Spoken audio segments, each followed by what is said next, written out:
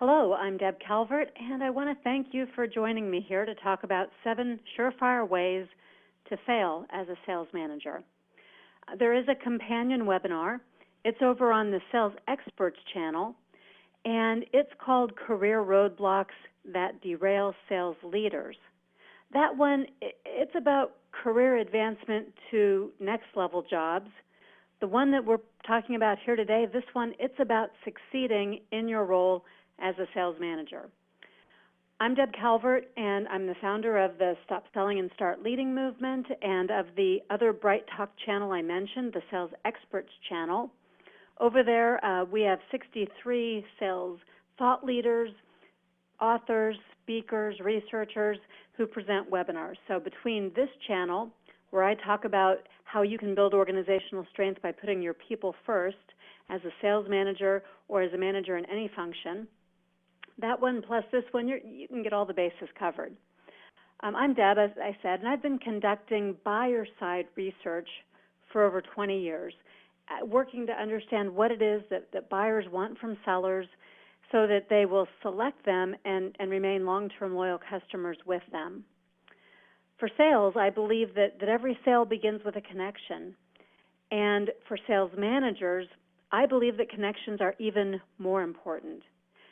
You have a lot of connections you have to make with your sellers, your buyers, your senior management team, the support team members, your community, and hopefully with me too. I'd like nothing more than to connect with you after this webinar.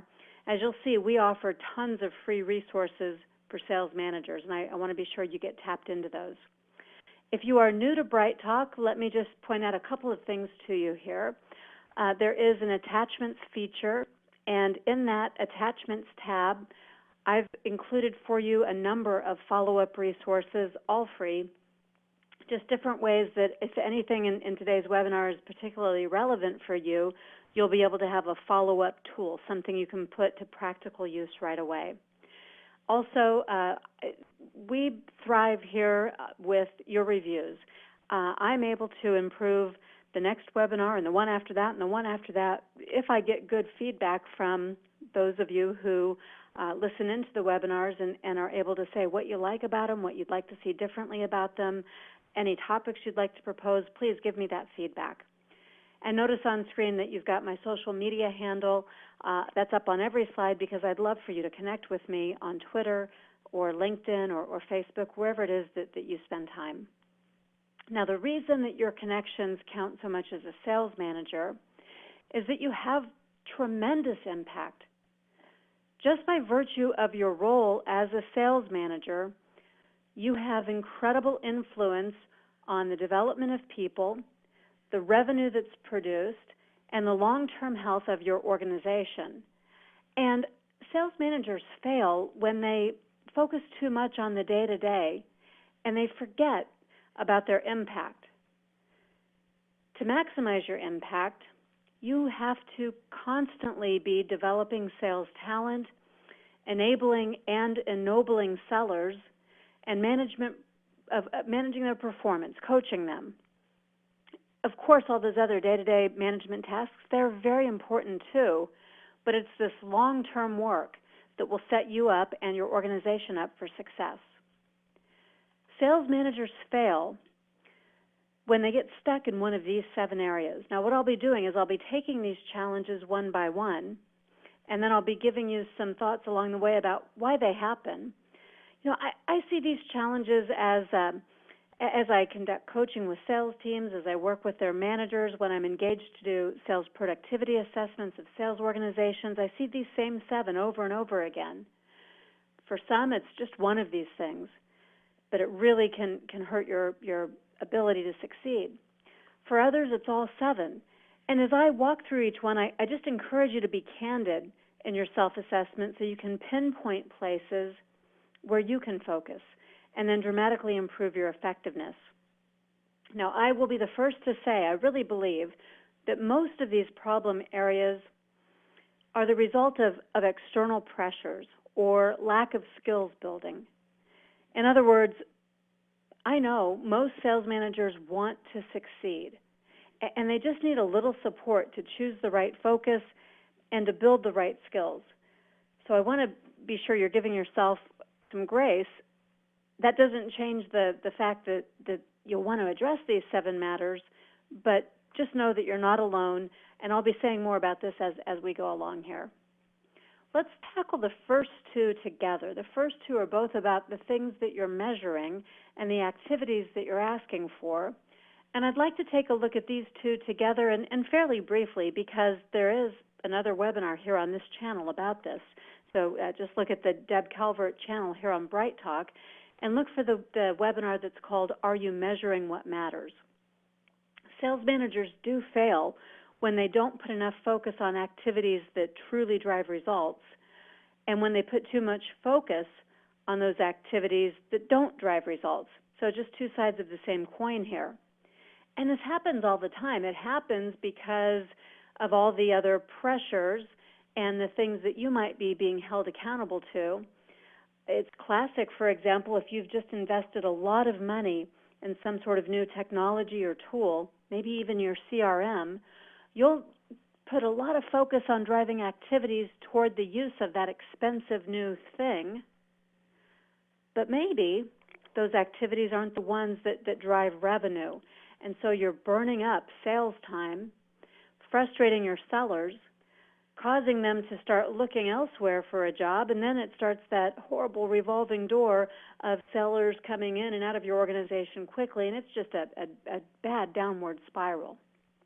So you have to always be very diligent, making sure that the metrics that you're putting out there, the expectations that you're setting, are the ones that truly drive results. And don't just say, here's the result I need. Help your sellers to understand this is the activity that drives the results we need. These are the activities that we know move the needle. They're proven because those are the best practices, the ones that we can see that cause and effect, so that we know they're making others successful too. Seller performance is something else to think about when you think about the metrics that matter.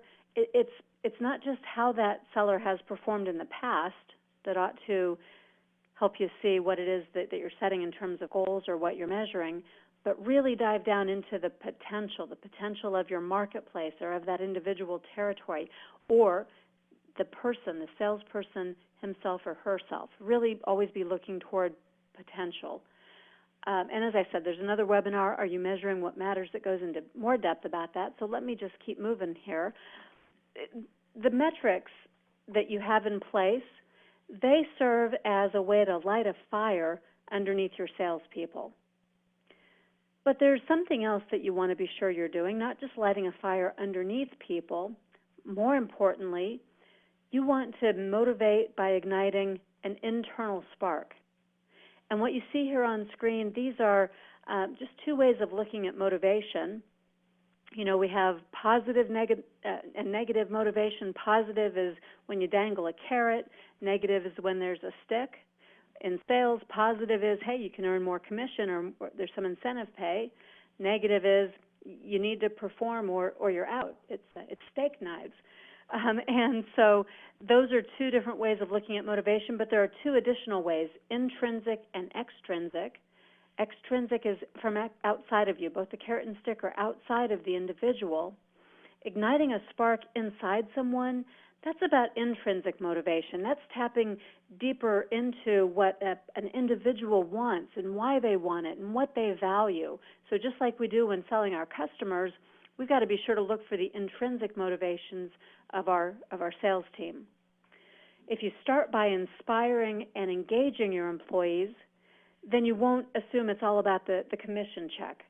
And that commission check, that extrinsic motivator, yeah, we have a webinar about that too. So right here on this same channel, just look for that one. It's about myths regarding pay, including the myth that all sellers are money motivated.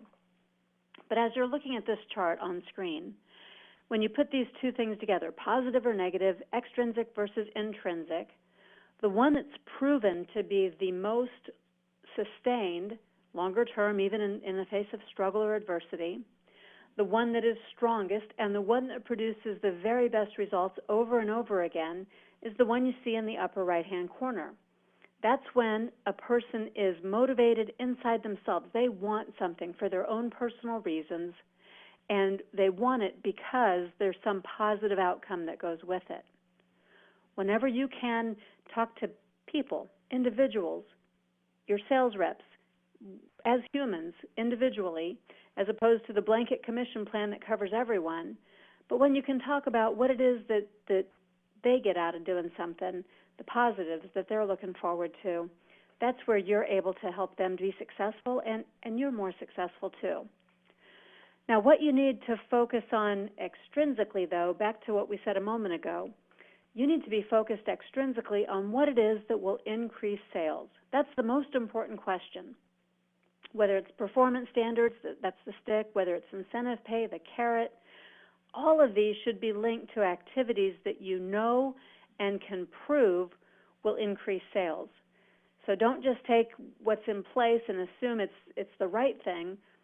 Be more diligent, look more thoroughly, spend a little more time and attention on what has worked in the past, and make sure it's still relevant in the current and for the future. Now, sales managers also fail when they get distracted or drowned by duties that don't drive results. So this applies to you too, not just your sales team. And I believe, I work with people in all different sectors and different functional roles, and I truly believe that the role of sales manager is just about the most challenging job there is anywhere. It's an extremely difficult job, especially because it is really prone to scope creep. This diagram on screen, it's also available for you as a download in the Attachments tab. It's meant to give you an indicator of where you should be focusing, that's go in green, where you ought to be stopping, and that's the work of selling. I'll talk more about that in a moment.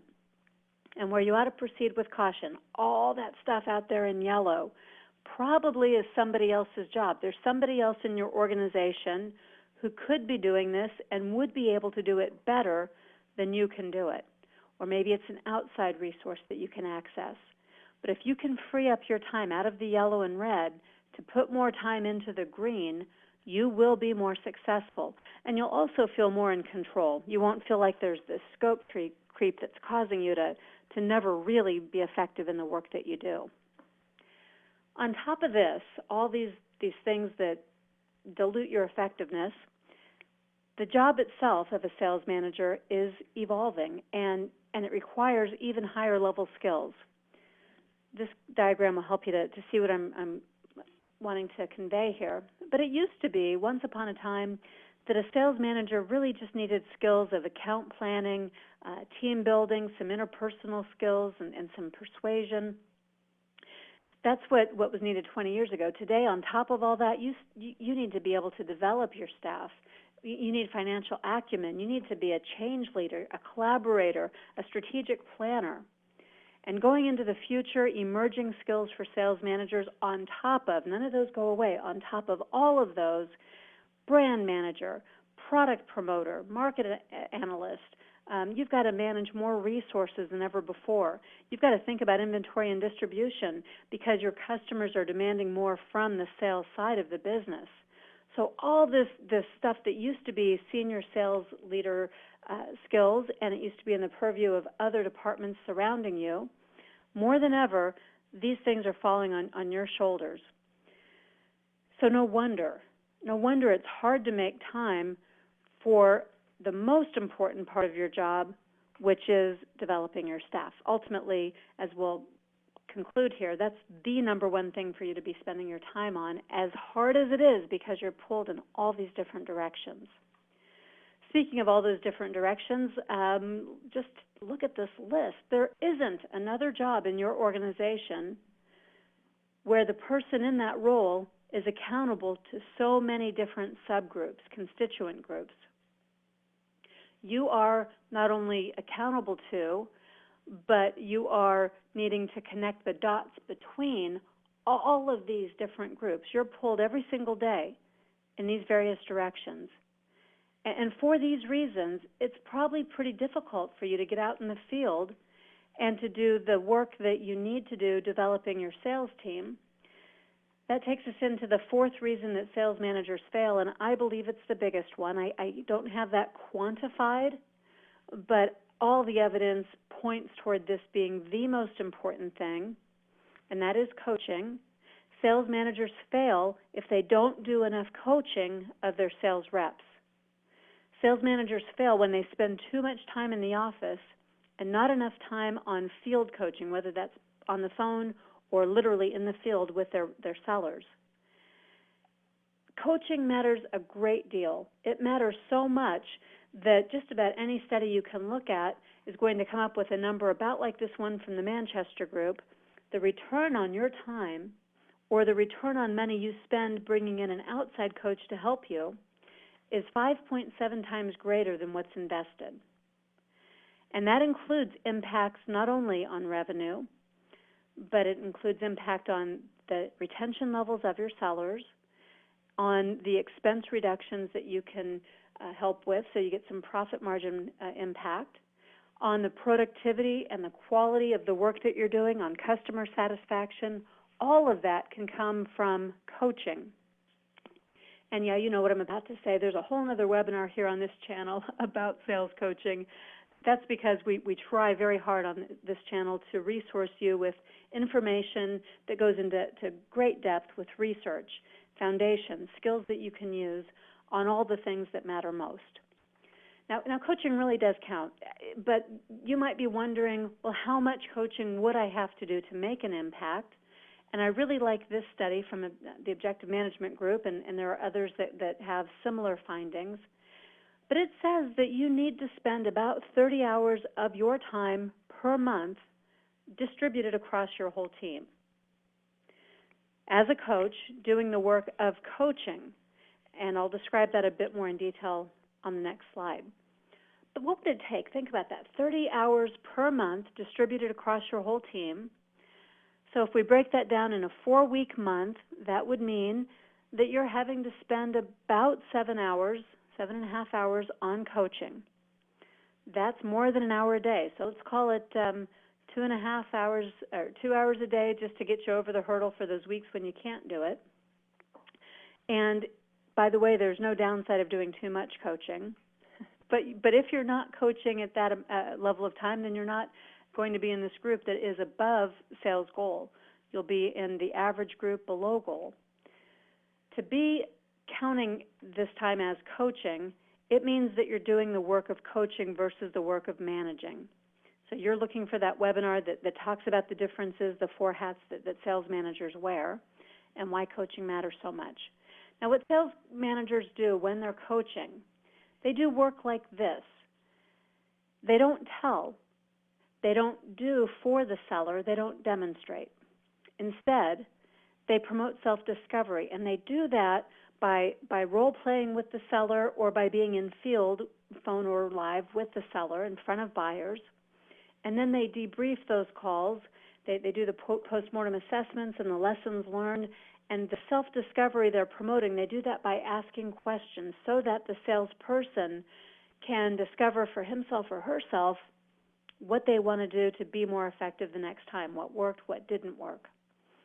That means that not only are you asking great questions that facilitate self-discovery, but you're actively listening, whether you're observing on a sales call and actively listening to the exchange between the buyer and the seller, or during the role play or as you ask your coaching questions, you're really tuning up your listening skills so you can play back information and the seller can respond to it outside of the adrenaline-driven situation when they were with the buyer.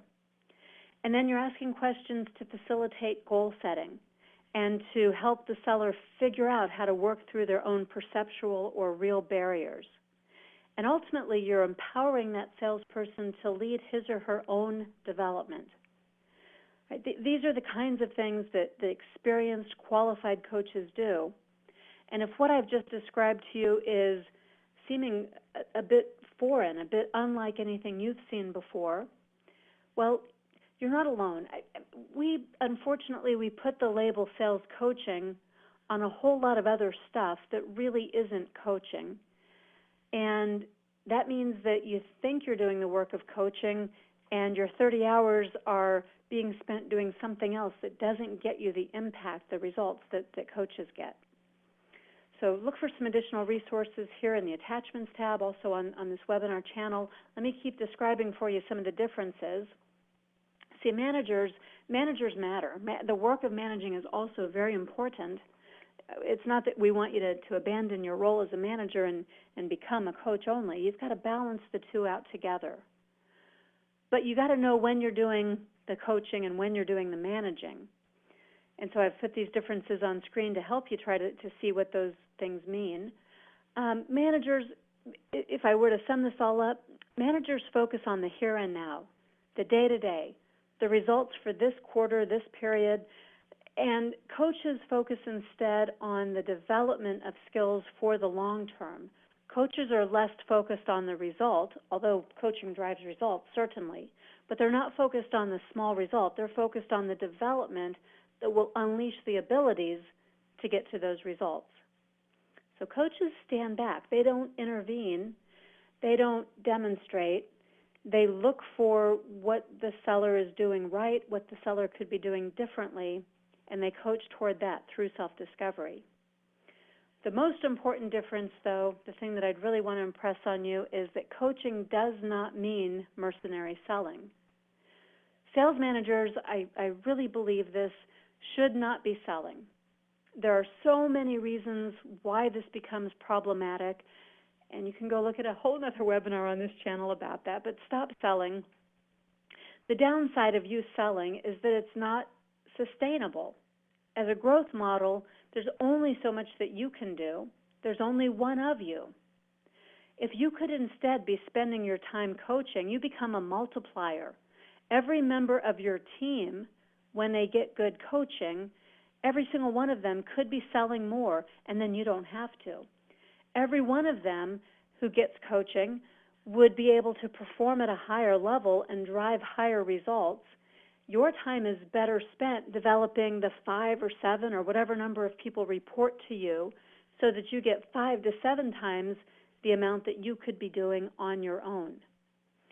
And of course, that's easier. What I just described, of course, it's much easier if you hire the right people. And that's the 5th reason that sales managers fail.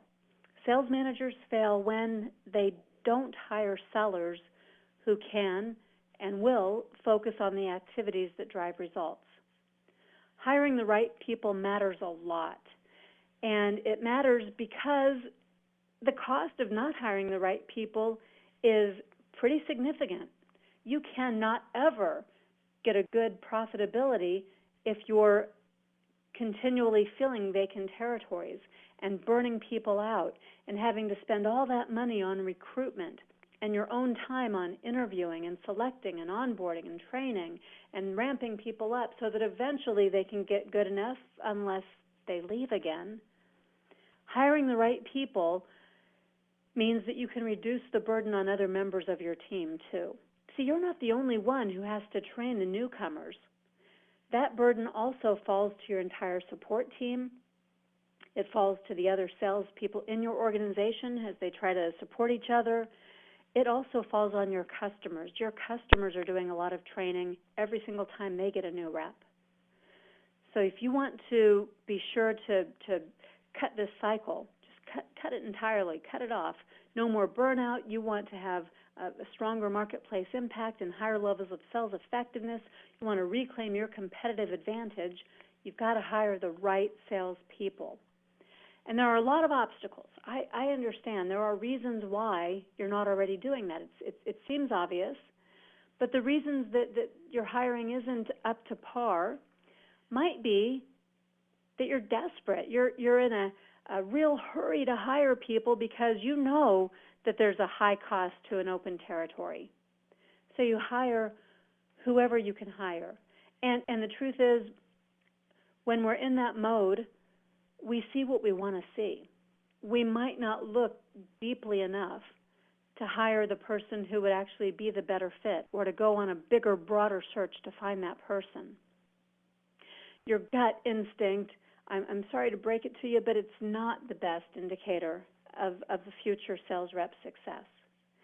So there are better methods, better approaches that you can take, better processes that will increase your hiring effectiveness, And we offer those, a sales selection guide that we can build for you and customize based on competencies that make sellers successful in your organization, with an entire process to support your effectiveness.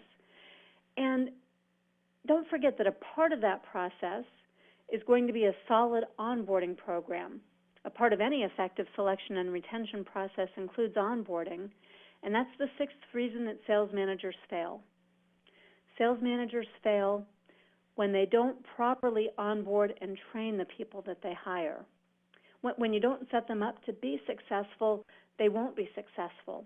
They won't deliver the results you're looking for, and either you'll choose to move them out because you're not getting results, or out of sheer frustration and the long time it takes for them to get where they need to be, they'll be opting out, and you'll be in that vicious cycle of having to go back out there and find new people, and in desperation, hiring the wrong ones, and then still not giving them the onboarding that they need. So to be effective, you have to onboard, train, and coach sellers to mastery level. And what is it that they're going to master? It's the activities that truly drive results. That means that not only are you a manager and a coach, but a part of your role is to be a sales trainer, or to be resourced with sales trainers inside or outside of your organization. What you want to make sure to do, though, if you're the person who's training, or when you reinforce the training that comes from somewhere else, you want to be sure to go for delivery of training that's effective. It's broken down into manageable chunks with some practice, either in role play or in the field, before the next piece is needing to be mastered. And the retention of that material is bolstered by some reinforcement activities. So training isn't just what's delivered in the classroom. It's what has the stickiness, the ability for people to apply it and use it and build their own skills and quickly see that it makes them more successful, so that they'll go deeper into the training and the next level you're asking them to go to. And to be effective as a trainer, you want to be able to know a little bit about adult learning. See, adults don't learn the same way that we learn when we're kids.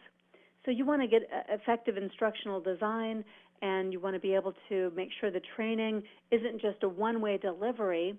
It's not just you telling, but that there are the activities needed so that people can direct their own learning, and they can work through their own critical reflection and their own experiences to calibrate what's new with what they've done in the past. And so that you can loosen up to liberate the learner, because at a certain point, you know that phrase, you can't teach an old dog new tricks. Well, there's a little bit of truth in that. You can teach an old dog new tricks, but before you do, you have to align with where the old dog has been before, and with where the old dog wants to go in the future. We all, every one of us, we're all old dogs. We shut down after a certain point. Post-college, we're no longer spongy. In formal learning environments, especially when we're very young, we're better able to acquire new information. We're more interested in learning than we are later in life. So all that has to be taken into account before you train people. And you want to teach by facilitating some practice. It can't just be the delivery of information. You want to be very thoughtful about the needs of your individual learners to dignify where they are and to help them get to where you want them to be. Now, I mentioned reinforcement. If you don't do anything else in your role, because maybe you've got sales trainers who do this for you, but the one thing that you do need to do when it comes to training is think about how to reinforce that training. There's a great report by a guy named Peter Austro, and his report, it's called Sales Training, Deploying Knowledge, Process, and Technology to Consistently Hit Quota. Let me read you a quote from that. He says, "The best in-class companies outpace laggards by nearly a 2x factor in providing post-training reinforcement of the best practices learned in classroom-style, instructor-led sales education sessions. The firms have learned that long-term success depends on underscoring the best practices in the sales training deployment."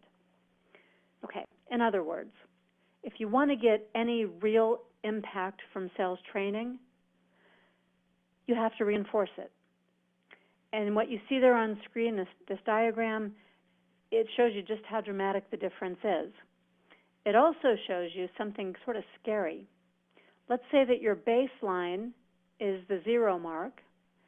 Your baseline before sales training, you get a little bit of lift in the 1 to 2 weeks after training, and it sustains up until about the 10th week. But if you haven't reinforced it, what happens immediately after that is a decline that takes you below your baseline. In other words, salespeople who have been trained, but if the training has not been reinforced, they actually might do worse than they did before. But that blue line, the one on top, that's what you're really aiming for. If you invest time in training, you're looking for a gradual upward sustained curve of sales productivity. Your reinforcement is what makes the difference between the red line and the blue line. But this is one of the areas that you could consider delegating to another resource, the training that is, inside or outside your organization, so you could better spend your time on coaching and reinforcing what's been trained. There are some pretty highly specialized skills for being an effective trainer and instructional designer, so don't feel like you have to do all of this on your own. As you're onboarding, it does include teaching people how to spend their time wisely. So it's not just the product training. It's not just the selling skills training. You also want to help your new team members understand the best ways that they can allocate their own time. And then resource them so that whatever it is you're recommending is what they can truly do. Try to liberate your sellers from the non-selling tasks that other people could do faster and better. There are some key culprits to lost selling time, and yeah, there's a webinar for that here too. But all of these pieces, I'm just wanting to summarize them and give you an idea of the places that you'll individually decide where you'd like to focus. Let me just show you why all of this matters. There's probably no surprise here because you're already living this. But let's look at it from multiple perspectives. See, sales managers want, and you need reports to track performance and activity standards. If for no other reason, you need that to satisfy senior management and to complete your own internal reporting and to make your projections. And senior sales directors, let's be fair to them too, they want and they need these reports so they can stay plugged into the action and so that there aren't any surprises for them. And then team members, other people, want the sales reports that are going to affect their workload or have an impact on any part of the business that they're responsible for. So there's valid reasons for all of that paperwork, all of those reports, all of that desk jockeying time that's asked of you.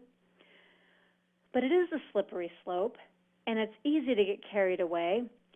And when it trickles down to your sales team, if you're asking for their input on administrative tasks and reports, that's where it gets really dangerous. On any given day, how many minutes do you want your sellers to spend on entering data so someone else can use it? And how often have you asked? No, how often have you examined how every report that's generated is used by others? I mean, chances are that some of the work you're asking your sellers to do is less essential and may even be totally useless. Your sellers may be compiling and entering information that's frivolous. So be sure and check out, if you think this is potentially a problem in your organization, be sure and check out that webinar on the culprits of lost selling time. And I know why you're not already doing these first 6 things that we've talked about. You too are caught up in a lot of pressures. You might even be caught up in reactive mode. Every day, putting out fires instead of being able to plan strategically. And that is the final reason that sales managers fail. That sales managers make or allow desperation moves that end up commoditizing the product, injuring the brand, or not getting results that buyers are looking for. So it's a caution. There are reasons why you're reactive, but there's a price when you're reactive too. One of the prices of being so reactive and not spending time on salespeople development is that you're not engaging your salespeople. And employee engagement has the biggest impact of anything on productivity and both top line and bottom line revenue. So if that's you, be sure and check out the tool that I've included in the attachments called the Sales Manager's Daily Engagement Checklist. If you don't do anything else out of this webinar, at least download that, because it gives you easy, simple, short little tasks you can do every day to try and balance the scales. In those times when you're being reactive, if you can at least do these simple little things to focus on employee engagement, it will help you to stay ahead. And if you are caught up in the day-to-day reactive mode, short-term thinking, there's an infographic I'd like to point you toward. It's about how to allocate your time, and it too can help you just to make some minor adjustments, step-by-step, incrementally, to be able to improve how you're spending your time and increasing your own opportunities for success. So we've got some reasons, some drivers, things that cause us to stay in this short-term thinking mode. And if that's you, you want to be able to become a little bit more proactive. And what I mean by that is being able to take control, to seize control over the way you spend your time, how you set your goals, and what you do to progress toward your goals. And that does mean setting aside some of those hair-trigger reactions. It means being a little bit more deliberate in your thought so that you're not merely reacting to events as they happen, but instead you put yourself back in charge. You're the one who's engineering the events and what happens next. To become more proactive, you've got to be able to take a deep breath. This is a really good thing to do after you've taken a couple days vacation because you aren't in the thick of things. But to come back and to be so mindful of what are the stimulus, the trigger points, and aside from the stimuli, what are the reactions that you're having? And they don't have to be these reactive, conditioned, jump up and act kinds of responses. That's a choice that you are making, but you don't have to be making. So driving different responses, holding yourself accountable, having a little higher level of consciousness, and for sure not letting those adrenaline-fueled moments be what causes you to prioritize how you spend your time and what you do in terms of decision-making, because those are just landmines. All right, so we've covered 7 things that are the most common reasons sales managers fail. I've got them back on screen here now as a review, and I'd ask you as you're looking at this again to think about which one or ones are most likely problematic for you. And as I'm going to now give you some ideas about how to shift to be more successful, I'd also like to ask you to post any questions. If you're viewing live, I'll answer your questions right now. That will help everybody who comes in later on demand, too. If you are someone who's listening to this presentation on demand, you can also post a question. I'll come back to this periodically, and I can email and respond to you that way. Or you can just write to me directly. My email's on screen, too, and I will gladly answer your questions or engage in some conversations, provide some resources to you one-on-one at any time. So please know that that's an open invitation. Sales managers do fail. This is not meant to be alarmist sounding. This is a fact. You can't succeed. You can't do your best, and ultimately it can cause you to fail if any of these 7 things are going on. To make a shift, to be more successful, in summary, you want to focus on the right activities for yourself and your salespeople. And what are the right activities? They're the ones that drive the results. I mean, let's face it, we're in sales. Results are the measure of our success short term. For the long term, the measure of our success is development of people if you're in a sales manager role. So you've got to focus on the right activities that drive both the short-term and the long-term results you need. And that means you've got to really focus on the way you spend your time. What's the right way to spend your time? Typically, it's that balance between managing and coaching, short-term and long-term, and getting the right people in place, focusing on your system for sourcing high-caliber sales talent, recruiting, hiring them, onboarding them, training them, coaching them, sustaining their development so that you retain them and they perform at their peak too. When you have the right people in place, your time won't be sucked up having to do the work of selling or of hiring and training all the time. You'll be able to continually develop and expand the capacity and to be more responsive to the marketplace and to develop more strategies so you stay ahead of the competition. That's the higher level, more strategic work that's getting pushed down to sales managers. You've got to do all the other basics so you're prepared for and able to be effective with those next level kinds of tasks. And be really careful. Don't confuse short-term wins with long-term gains. We can help you with all of this. We can help you one-to-one to coach you and help you to make these shifts.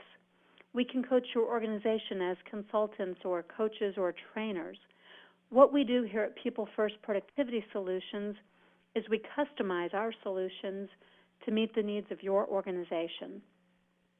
Now be sure, don't forget at the beginning I mentioned that there's another Bright Talk. It's over on the Sales Experts channel, and that one is about career roadblocks that sales managers encounter. It's about how do you remove any roadblocks that are standing between you and the next level job that you aspire to. Obviously, what you want to do first is make sure that you're successful in this role. So these 7 things matter. Those roadblocks, though, may also matter if you're looking to progress. So be sure and check that one out. And I've got a great question here that I want to answer for everyone. The question from someone who's viewing live is, what interview question measures intrinsic motivation? Let me just go back and review what I meant by intrinsic motivation, and then I'll answer the question. Intrinsic motivation is inside an individual. What is it that drives them? And we could have positive or we could have negative intrinsic motivators. This person asking the question, it's really a smart question, and it's something you want to get to in the interview because you do want people who are what we call self-motivated.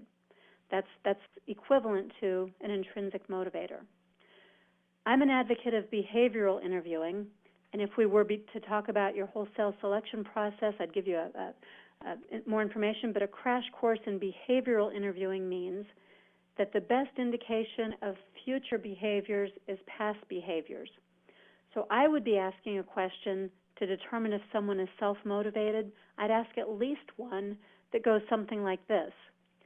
In the past, tell me about a time when you've faced extreme adversity and were able to be successful. Tell me, what is it that drove you to persevere in the face of that adversity? I would for sure ask that question. Another one I might consider asking is something about, why is it that you do the things you do to be successful? Just a simple question. You're trying to get to the heart of an individual. And if they tell you, I do it because I like to make big commission checks, or I like to be at the top of the leaderboard, you know that they aren't intrinsically motivated.